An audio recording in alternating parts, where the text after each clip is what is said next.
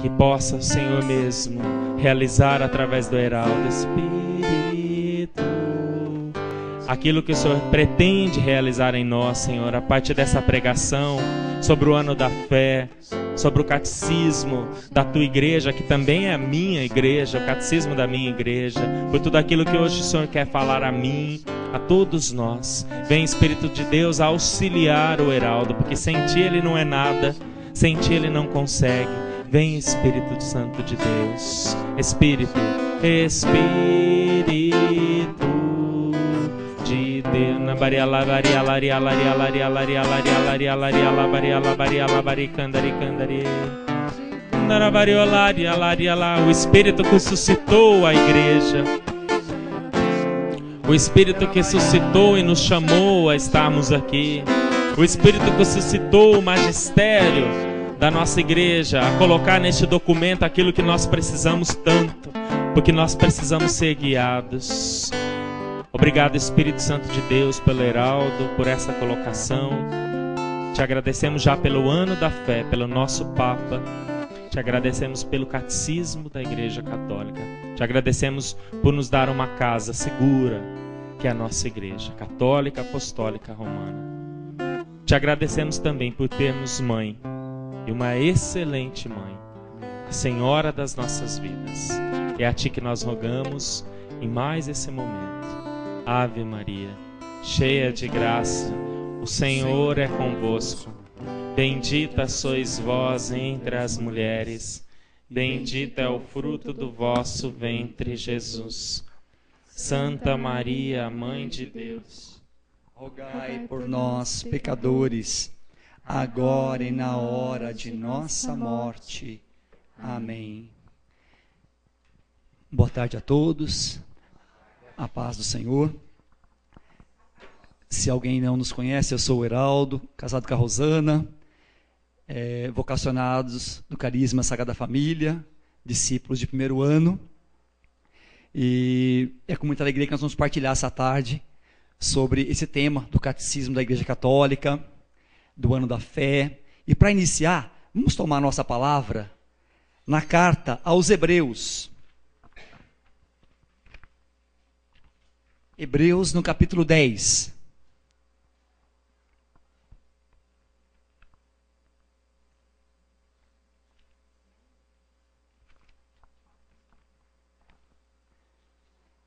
Hebreus 10, 19.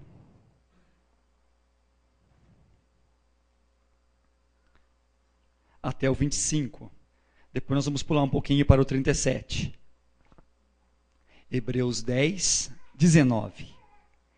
Por este motivo, irmãos, temos ampla confiança de poder entrar no santuário eterno, em virtude do sangue de Jesus, pelo caminho novo e vivo que nos abriu através do véu, isto é, o caminho do seu próprio corpo.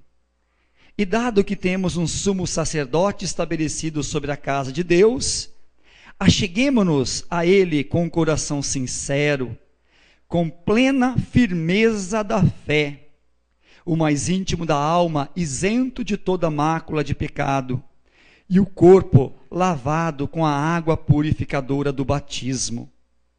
Conservemo-nos firmemente apegados à nossa esperança, porque é fiel aquele cuja promessa aguardamos.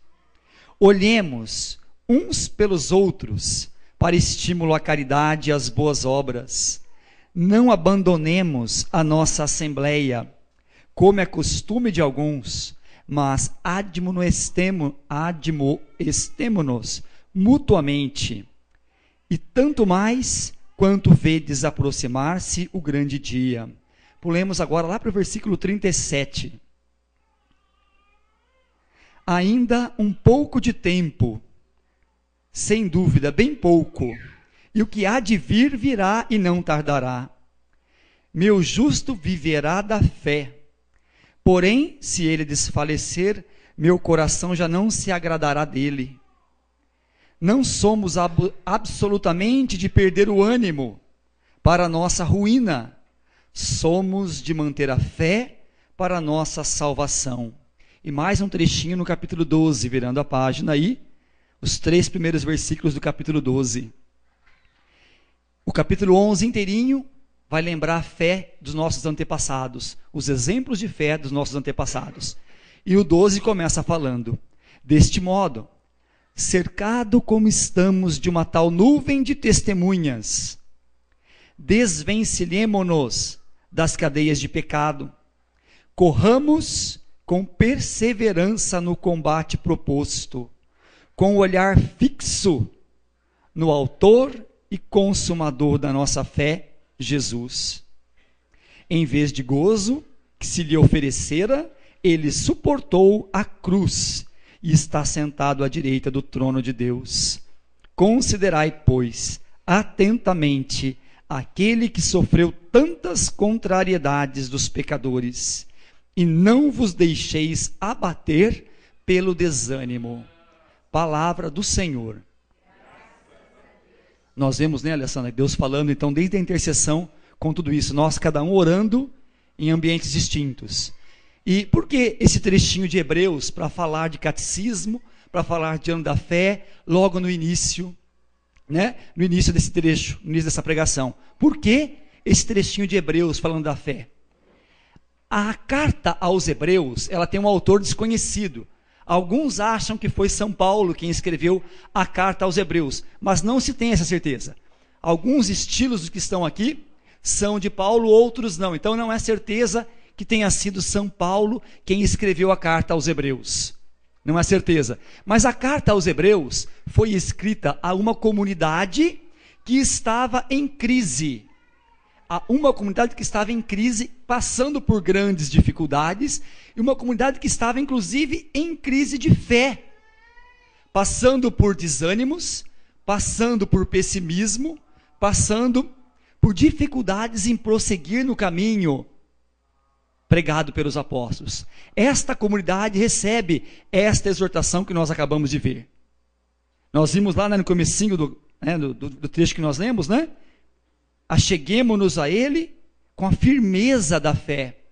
Depois, no trechinho seguinte, que o meu justo viverá da fé. E no finalzinho agora, cercado de exemplos de tantas testemunhas, a carta aos Hebreus vai retomando o testemunho da fé de Abraão, de Isaac, de Jacó, o testemunho da fé de Moisés, o testemunho da fé de tantos personagens do Antigo Testamento, e depois do próprio Senhor Jesus Cristo, que por nós padeceu livremente morte de cruz. Então aquele que padeceu poderia receber gozo e glórias porque era filho de Deus.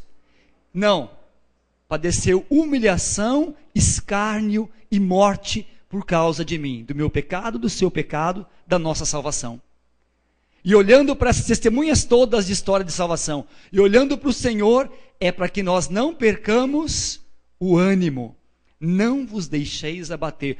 Olhe para quem já passou por tribulações muito maiores do que as suas, por tribulações muito maiores do que as minhas, e não te deixes abater pelo desânimo. Como é fácil nós desanimarmos, não, gente? Até mesmo na vida vocacional primeira nossa, aqui todos casados aí, matrimônios, por pequenas intrigas de marido e mulher, por pequenos conflitos com filhos, por pequenos conflitos na vida comunitária, como o Rodrigo orava aqui no começo do grupo. Como os desanimamos por tão pouco. Por tão pouco. E o trechinho de Hebreus também falava, né? Não abandones a tua assembleia, como é costume de alguns. Quer dizer, não deixe. Ninguém chegará lá sozinho. Nenhum de nós chegará lá aos céus, nosso destino, sozinhos. Nós precisamos um dos outros. Podemos nos ferir ao longo do caminho, mediante as nossas misérias humanas. Mas unidos, lavados no sangue de Jesus, juntos na comunidade, rumo ao céu, o nosso destino. Então, não nos deixemos abater pelo desânimo. A comunidade lá dos Hebreus estava derrubada. E a carta inteira é muito linda no sentido de levantar a comunidade. Nós estamos vivendo o ano da fé. Esse ano da fé foi decretado pelo Papa Bento XVI em 11 de outubro do ano passado, e ele vai se estender até 24 de novembro de 2013. Por que essas datas? Por que a data 11 de outubro que o Papa escolheu para começar o ano da fé? Porque a data 11 de outubro é significativa. Então, 11 de outubro, agora 2012, estava se comemorando a festa de 50 anos do concílio, da abertura do Concílio Vaticano Ecumênico, Concílio Ecumênico Vaticano II. Tá? Então, era a data de início, 50 anos do concílio. E também 20 anos da publicação do Catecismo da Igreja Católica. Por isso, dessa data, 11 de outubro, porque nessa data aconteceu isso. Lá começou o concílio, tá?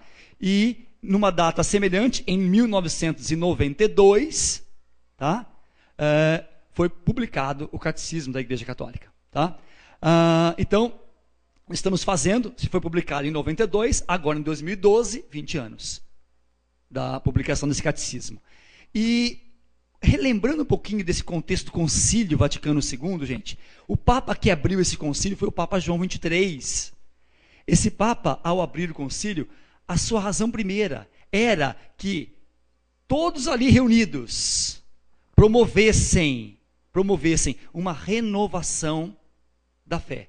Era uma promoção da fé. Tínhamos que reacender a fé da igreja naquele concílio. Essa renovação de fé tinha que ser integral. Toda a fé da igreja. E era o intuito dele. Uma renovação de fé da igreja. Que é a missão primeira da igreja. A missão primeira da igreja é suscitar a fé em cada um de nós. Missão primeira e mais importante, que também é nossa, não só da igreja. Suscitar a fé em cada um dos que conosco convive. Uma tarefa que é permanente, é para sempre. Nós nunca vamos achar que a promoção da fé está pronta, que já promovemos fé o suficiente nos corações. Então essa missão é permanente. A fé, que é esse dom precioso dado por Deus, ela cresce conosco, Deus nos concede crescer nela, e ela cresce conosco e nos faz crescer humanamente e espiritualmente. Mas ela precisa ser nutrida. A fé nos faz crescer humanamente, espiritualmente, mas precisa ser nutrida, precisa ser alimentada, sob pena de esfriar, sob pena de você desanimar, como a comunidade de Hebreus, sob pena até da sua fé vir a se extinguir, se não alimentada, sustentada e crescida. Se ela não cresce, o que não cresce no caminho de Deus, né, gente, não tem meio termo. Ou nós vamos sempre crescendo, ou nós, se paramos, arrefecemos, esfriamos e diminuímos. Não tem jeito. Não adianta você achar que você parar num certo estágio, você está bom. Não. Você esfria e volta. E arrefece, regride na fé. Por isso, sempre avante, sempre crescimento, sempre alimentando essa fé. Às vezes as pessoas têm um pouco de confusão sobre alguns conceitos de fé. E eu estou comentando aqui algumas passagens de uma carta, tá, gente? Esta carta é uma carta escrita por Dom Odilo Scherer, o arcebispo de São Paulo,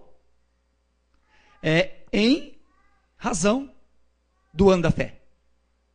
Em razão do ano da fé. Então ele coloca coisas muito ricas aqui, foi distribuído aqui na comunidade, foi distribuída nas igrejas, nas missas, esta carta pastoral do nosso pastor aqui na Arquidiocese.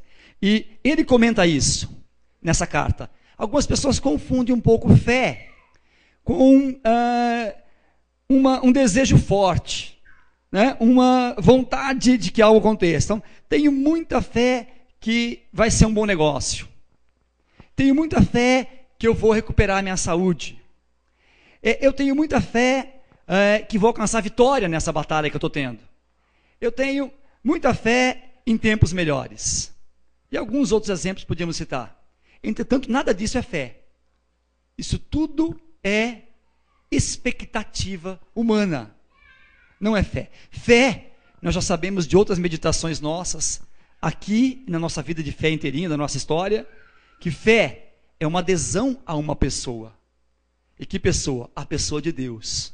A pessoa do seu Filho Jesus Cristo. Isso é fé. Eu me adiro a Ele. Eu me junto a Ele. E a tudo o que dele provém. Isso é fé. É eu me juntar a Deus, é eu me associar a Deus, me aderir a Ele, e a tudo o que vem dele para a minha vida, eu assumo. Isso é fé. Então, é muito mais do que um sentimento, é muito mais do que uma expectativa. Por isso, quando nós professamos as nossas fés, nós falamos, creio, a nossa fé, né? Creio em Deus Pai, creio em Jesus Cristo, creio em de alguém e em algumas outras verdades que me advêm dessa fé. A minha fé se traduz em afirmações de fé que eu faço na minha profissão de fé. Afirmações verdades de fé, que a minha inteligência elabora e que eu vou assimilando com o tempo, essas verdades de fé, a partir daquilo que eu fui ensinado desde criança. A minha mente vai assimilando, eu vou aprendendo e vou professando essas afirmações. E vou alimentando a minha inteligência com ela, e aí o Espírito vem em auxílio a isso que a minha inteligência faz, e vou crescendo nesse conhecimento. Vou sendo educado nele. A nossa fé tem uma referência comum. Nós todos aqui acreditamos em algo comum. Por isso, podemos dizer, eu creio, por isso podemos dizer, nós cremos. Porque acreditamos em algo comum. A igreja, desde as suas origens, o que ela teve como fé, ela recebeu de quem? A igreja recebeu desde o início. Quem é a igreja? Comunidade de nós, que acreditamos neste homem, Jesus Cristo, que acreditamos em Deus. Nós somos a igreja. A comunidade dos que acreditam. E esta fé vem das origens. Como que Jesus Cristo chegou até nós? Essa notícia. Através do primeiro testemunho dos apóstolos. Então, a igreja é fundada, estava lá em Atos, lá na palavra, Atos 2 está lá. Perseveravam na doutrina dos apóstolos. O que os 12 viram e anunciaram, e os seus sucessores anunciaram, e assim sucessivamente, chegou até nós. E por isso nós acreditamos. Alguém nos ensinou. E por isso acreditamos. Desde as origens. Fiel a isso que ela recebeu dos apóstolos, a igreja sempre ensinou. E elaborou os artigos do credo, do creio. Ou símbolo dos apóstolos, aquilo que professamos em todas as missas, em todos os nossos terços, o nosso credo, com seus 12 artigos, são 12 bases, né? Creio em Deus Pai Todo-Poderoso, Criador do céu e da terra, é um. Creio em Jesus Cristo, seu único Filho, nosso Senhor, 2. São 12 artigos que a igreja escreveu para nós, no símbolo, e que nós, símbolo da fé, e que nós professamos. Nós, pelo batismo, recebemos isso. Quando bebês, pessoas adultas assumiram isso para nós, depois na confirmação, aceitamos essas verdades que nos foram comunicadas e que crescemos nela. E foi enriquecido, isso tudo é enriquecido. Esse testemunho dos 12 apóstolos foi enriquecido pelos sucessores, pelos santos, pelos padres da igreja. Quem são padres? Quando falamos em padres da igreja, gente, nós nos referimos aos padres dos primeiros 4 séculos da história do cristianismo. Então, os santos padres, com seus escritos muito doutrinários, são padres dos 4 primeiros séculos. Então, sempre que fala, parte disso também vem sendo transmitido para nós pela tradição? Sim. Tá? São os santos padres aí. Quando ouvirem essa expressão, santos padres, está sendo referido a isso. Tá? Aos padres dos primeiros séculos. Esse dom precioso da fé recebido, esse patrimônio da Igreja Católica, ele é todo nos explicado no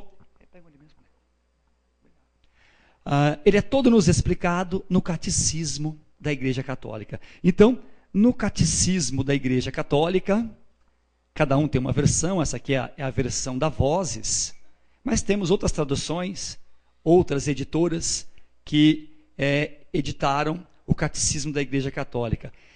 Todas essas verdades de fé que a igreja recebeu dos apóstolos, ela nos passa e está aqui, no Catecismo da Igreja Católica. E nós vamos meditar algumas coisas juntas, tá? Muitas pessoas, às vezes, até alguns de nós, muitas vezes em ensinos, em grupos de oração, fomos pregar em nome da igreja. E às vezes falamos algo não condizente com esse texto. Por isso, para que eu nunca pregando fale algo condizente com esse texto, eu preciso conhecê-lo. Preciso conhecê-lo. Então, você tem uma dúvida no campo da fé? Olhe para o catecismo. Ele vai te exortar, ele vai te ajudar, ele vai te mostrar por onde seguir. Está numa conversa de trabalho, está numa conversa de amigos, está numa conversa, né, de vizinhos. Surgiu dúvida? Vai olhar o catecismo. Ali está o esclarecimento, a explicação oficial da igreja. Então, quem olha ali para o catecismo não erra. Quem ora no catecismo sempre acerta. Toda a doutrina integral está ali. Nós vamos comentar um pouquinho dessa história, como foi. Tá? O Papa, os bispos, os padres são os primeiros e maiores responsáveis por nos transmitir, por zelar pela guarda desse tesouro. Pela guarda desse tesouro. Eles são os primeiros. E de nos transmitir e de nos explicar, né, à luz do que é correto. Não podemos também interpretar nada das Escrituras, nada do catecismo, da nossa maneira. Para isso existem os bispos, os padres. Tem uma dúvida num texto das Sagradas Escrituras? Tem uma dúvida num texto do catecismo? Recorra a um sacerdote, recorra a um bispo, né, para que isso seja explicado e esclarecido. Então, eles são os primeiros. Um pouquinho da estrutura do catecismo. Como foi? É interessante até explorarmos um pouquinho do logo. Eu vou ler e depois eu mostro. Na carta de Dom Odilo, a figura é um pouco maior. Na capa do catecismo ela está pequenininha. Se vocês olharem a capa da carta de Dom Odilo Scherer, existe uma árvore, existe uma pessoa humana, existe ovelha, existe a pessoa humana tocando uma flauta, ele está sentado sob uma pedra. Isso tudo tem um significado, gente. Como na nossa igreja tudo é rico, quer dizer, desde a capa do catecismo, essa não é uma adaptação. A do nosso catecismo vai estar pequenininha, não vai dar nem para ver, né? Mas é o mesmo. É a árvorezinha, é um homem, que é o nosso Senhor Jesus Cristo, as ovelhas, que somos nós, a árvore, tá? O que quer dizer esse símbolo? Olha quanta riqueza, gente, por trás do símbolo na capa do nosso catecismo. Lendo com as próprias palavras da contracapa. O logotipo da capa apresenta uma pedra sepulcral cristã. Esta imagem bucólica de origem pagã, da pedra com o sepulcro, é usada pelos cristãos para simbolizar o repouso e a felicidade que a alma do falecido encontra na vida eterna. A figura sugere ainda algumas outras características do catecismo. Cristo, bom pastor, sentado sob a pedra, que conduz e protege seus fiéis, as ovelhas, com a sua autoridade, o cajado. Os atrai pela melodiosa sinfonia da verdade, a flauta. Olha isso. A flauta ali tem um sentido de atrair as ovelhas por uma melodiosa sinfonia da verdade. Nosso Senhor, pastor nosso, nos atrai por uma melodiosa sinfonia da verdade. Somos atraídos pela verdade, que é o próprio Senhor. Não somos atraídos por qualquer coisa. Quanta riqueza na capa do nosso catecismo. Eu, preparando isso para estar aqui hoje, aprendi, porque eu não sabia. Eu nunca olhei para a capa do catecismo, nunca prestei atenção nessa figura, nesse logotipo que estava aqui e em tudo isso que isso queria me dizer. e nos faz repousar à sombra da árvore da vida, sua cruz redentora que nos abre o paraíso. Então, a árvorezinha que nos faz ovelhas repousar sobre ela, a árvore da vida associada ao lenho da cruz salvadora, sob a qual seremos todos salvos e alcançaremos o descanso eterno um dia no paraíso. Quanta riqueza, não, gente? No logo da capa daquilo que guarda o depósito da fé da nossa igreja. Quanta riqueza. Um pouquinho da história aqui, é rápido, não vou me alongar nessa história. O concílio, quando foi aberto, o Papa João 23, eu já falei, a intenção dele era promover uma renovação de fé. E integral, não perder nada. Então ele chama os cardeais, convoca, né, outras pessoas que participaram, com essa missão primeira, de renovar a fé da igreja, tá? A sua missão, fazer com que o evangelho fosse conhecido, levando as pessoas a uma conversão, ao amor de Jesus Cristo, tá? E uma vida nova.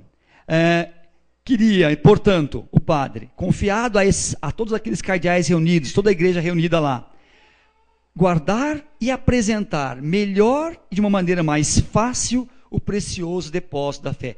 A igreja tinha preocupação de que nós tivéssemos algo em mão mais fácil, que fosse mais fácil para cada um de nós assimilarmos tudo aquilo que acreditamos, tudo aquilo que nós cremos. E por isso reuniu o concílio e queria que isso fosse preparado. Então, convocou-se o concílio. E o concílio, depois que ele terminou, ele teve muitas bênçãos para a igreja, bênçãos essas que nós nem conseguimos enumerar todas. Até hoje, essas bênçãos do Concílio Vaticano II chegam até nós. Gente, começa por aqui, ó. A Bíblia está aqui na minha mão, na sua mão, a Bíblia na mão dos fiéis. Isso, se nós conversarmos com pessoas mais idosas, conversarmos com os nossos avós aí, eles não tinham Bíblias nas mãos. Não tinham. Então, houve toda uma renovação como consequência do Concílio Ecumênico Vaticano II, renovação bíblica catequética, bíblico-catequética. Tá? Essa divulgação de fazer chegar as Escrituras nos fiéis. Houve renovação da liturgia. Hoje nós temos missas celebradas em quase todas as horas do dia. E nós sabemos, né, que acontecem a cada hora, esse horário aqui em algum lugar, está tendo missa sendo celebrada.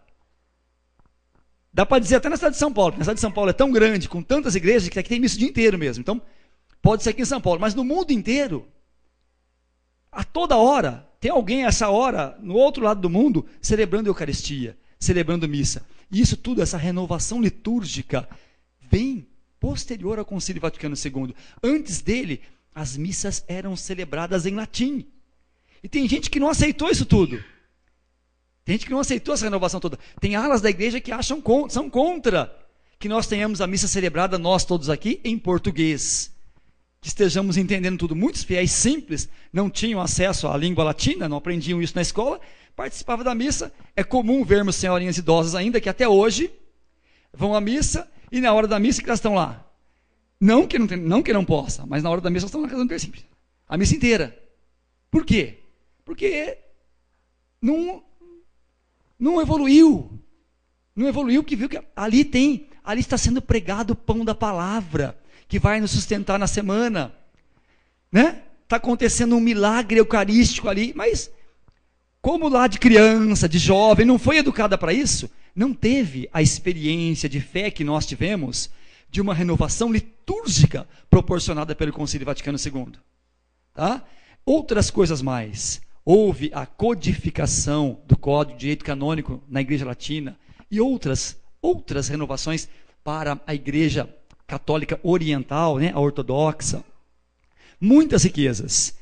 E já passados alguns anos dessas renovações todas do concílio, em 1985, o Papa João Paulo II, então Papa, convoca os cardeais novamente, né?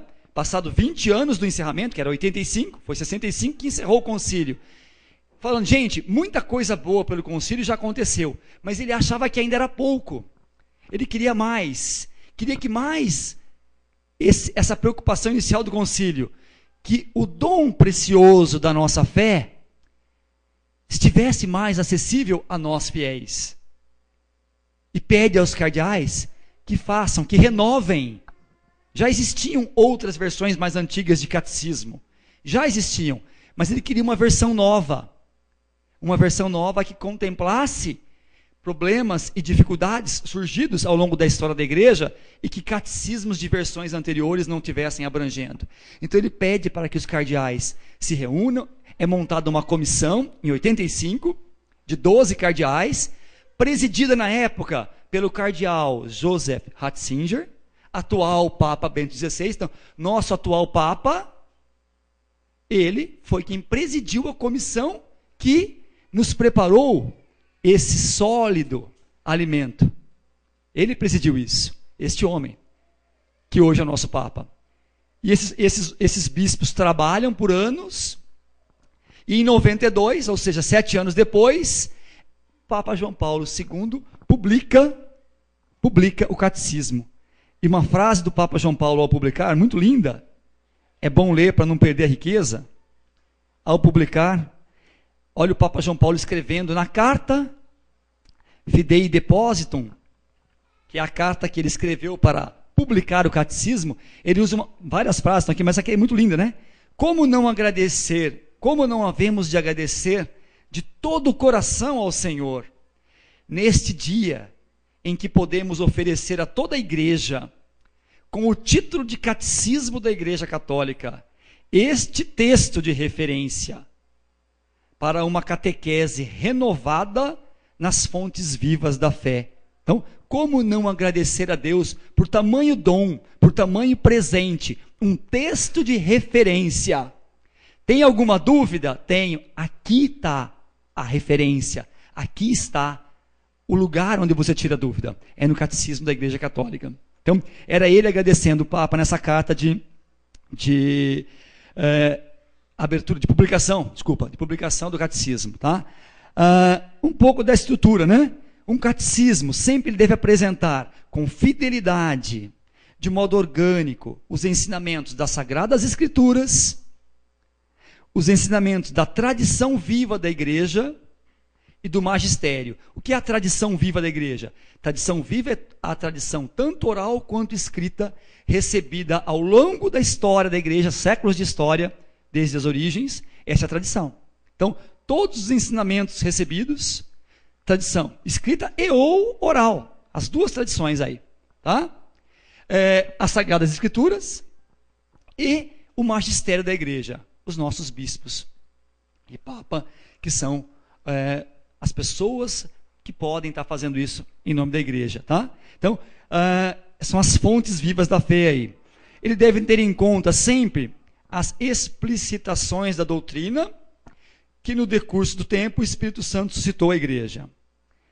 Ilumine, à luz da fé, novas situações e problemas que não tinham surgido no passado. Então, algumas situações que no passado, em outras versões de catecismo, não haviam surgido na vida da igreja, foram abrangidos por essa edição de 92. Pode ser que num futuro, não sei quando, tenhamos alguma outra versão de catecismo? Pode ser. Tá? A igreja, mãe e mestra, sabe o que fazer, em que momento fazer e quando fazer aquilo que é preciso. O importante, nunca vai mudar o que é verdade de fé.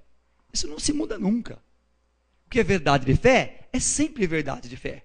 Então, inclui, portanto, coisas novas e coisas velhas. Olha lá. Porque a fé é sempre a mesma. E, simultaneamente, a fé é sempre uma fonte de luzes sempre novas. Então, Mateus 13:52, tem o trecho lá, né? Que o reino de Deus é comparado com um pai de família que tira do seu baú, do seu tesouro, coisas novas e velhas. Então, quer dizer, a nossa igreja assim, tira do seu baú coisas velhas e novas. A fé é sempre a mesma. Esse velha não é velha de ultrapassada. É velha porque tem longa, né? É a mesma de sempre, porque não vai mudar o que é verdade, tá? Antigo, mas atualíssimo no que diz respeito a conteúdo, e isso não se muda. Agora, sempre aberta enquanto rica a novas fontes daquilo que precisa ser atingido à comunidade dos crentes, dos fiéis, tá? Então, o catecismo, na sua estrutura, ele é constituído de 4 partes o catecismo, e ele é fiel a um dos catecismos da história, que é o catecismo romano do Papa Pio V. Papa Pio V, gente, é um Papa, 1566 começou a ser Papa, 1566, se lembrarmos, é uma época do que, gente? É uma época, 1570, essa época aí, época da Reforma Protestante. Então, muita coisa está acontecendo de cisão na igreja nessa época. Muita coisa. E o Papa faz esse catecismo para explicitar as verdades da fé. E esse primeiro catecismo era dividido em 4 partes também. Esse catecismo desse século, né? Lá de 1566. Então, primeira parte falava do símbolo dos apóstolos, o credo, a profissão de fé. Segunda parte falava dos sacramentos. Terceira parte falava dos mandamentos da igreja, os 10 mandamentos. E a quarta parte da oração cristã. E o novo catecismo, o que nós temos em mãos, também manteve essas 4 partes nesta mesma ordem. Por quê? Coisas antigas e novas. Então, esse catecismo, seguindo a ordem do catecismo romano do Papa Pio V, foi complementado, enriquecido e chegou com essas tantas milhares de páginas que temos aqui, né? Desculpa, centenas de páginas que temos aqui nele. Tá? Chegou nesse conteúdo todo. Então, foi enriquecido com o que precisava para estar em nossas mãos. A primeira parte, portanto, que é o credo. Dessas 4 partes, gente, só para ilustrar, por que essa pincelada hoje, pedida pela Alessandra, coordenadora do grupo de oração, para nós? Por quê? Porque a partir da semana que vem, aqui no grupo de oração da Sagrada Família, nós vamos começar um seminário. Um seminário em atenção ao que a igreja pede, na carta do arcebispo pede, o Santo Padre pede, para que essa primeira parte do catecismo que diz respeito ao credo, à nossa fé, estamos vivendo um ano da fé e é preciso renovar a fé. Aquilo que não se renova e não cresce, se estagna, esfria e pode até se extinguir. Portanto, é preciso reavivar. E por isso nós vamos retomar aqui nos próximos grupos de oração, começando um seminário, varrendo cada parte do credo, que é essa primeira parte do catecismo. Então, por isso, essa pincelada hoje no catecismo da nossa igreja, para que a gente, a semana que vem, esteja mais aberto, já mais preparado para começarmos um seminário sobre a nossa fé, vivendo o ano da fé. E vamos o ano inteiro, de 2013 até novembro, em sintonia com a igreja, nas evangelizações das crianças, nas evangelizações dos jovens, nos retiros, a igreja nos pede. Nas meditações de casais em casa, conhecendo e reavivando as riquezas que estão no catecismo da nossa igreja. Então, a primeira parte, o credo, ela traz o símbolo dos apóstolos, já comentei, com os seus 12 artigos, creio no Pai, no Filho, no Espírito Santo, na Santa Igreja, vai lá, tem os 12 itens do nosso credo, e por trás de cada um deles, gente, uma riqueza, em cada frase dessas. Cada frase dessas foi concebido pelo poder do Espírito Santo no seio da Virgem Maria. Se nós formos ler tudo que está por trás disso no catecismo da nossa igreja, só deste item, quanta riqueza que está nisso que eu professo, às vezes até aleatoriamente, ao rezar o meu terço, ao celebrar a Eucaristia no domingo ou nos dias da semana. Então, eu não posso não conhecer, eu preciso conhecer. A segunda parte, então, a primeira parte, o mistério da fé, em que cremos. A segunda parte, ela nos leva a celebrar, tudo que está ali nos leva a celebrar o que cremos. Então vai nos falar, a segunda parte do catecismo, sobre os sacramentos. E nos sacramentos nós bem sabemos, o sacramento por excelência é aquele que nós vamos adorar daqui a pouco, o da Eucaristia, mas os sacramentos como um todo, com a sua liturgia, a Santa Missa, a Eucaristia, a Missa, o sacramento do batismo, o sacramento da unção, todos os sacramentos, eles nos levam a celebrar aquilo que nós cremos, aquilo que nós professamos. Então a segunda parte do catecismo é inteirinha sobre a celebração do que a gente acredita, os sacramentos. A terceira parte ilumina os fiéis no seu agir. é a vida da fé. Como vivemos a nossa fé? Como vivemos? Com base no que eu acredito, no que eu professo, como eu ajo, quais são as minhas atitudes no meu dia a dia? E aí, a Santa Mãe Igreja, mãe e mestra, vai em cima dos 10 mandamentos, recebidos lá no Antigo Testamento por Moisés, orientando como é o proceder de vida do cristão. Como devemos proceder para agir na fé? E a última parte, voltada para a oração cristã. Para que eu viva na fé, eu não vivo sem oração. O que é o alimento para o corpo é a oração para a alma. Então minha alma não cresce, eu não cresço espiritualmente sem oração. E a quarta parte do nosso catecismo é toda voltada para a oração. Nós, nesse seminário, vamos abranger a primeira parte, porque é o que a igreja está pedindo para que nós reacendamos, revivamos neste ano da fé. Mas nós, em casa, devemos incentivar o conhecimento de todo ele. Nós vimos, a igreja, esse ano a igreja do Brasil vai viver, a igreja do mundo vai viver, mas aqui no Brasil, um evento importante, Jornada Mundial da Juventude. Então, foi editado este ano o YOUCAT. Alguns pronunciam YOUCAT, mas não é. Parece-me que o correto é YOUCAT, porque até no inglês a palavra catecismo é catecismo, alguma coisa assim que pronuncia.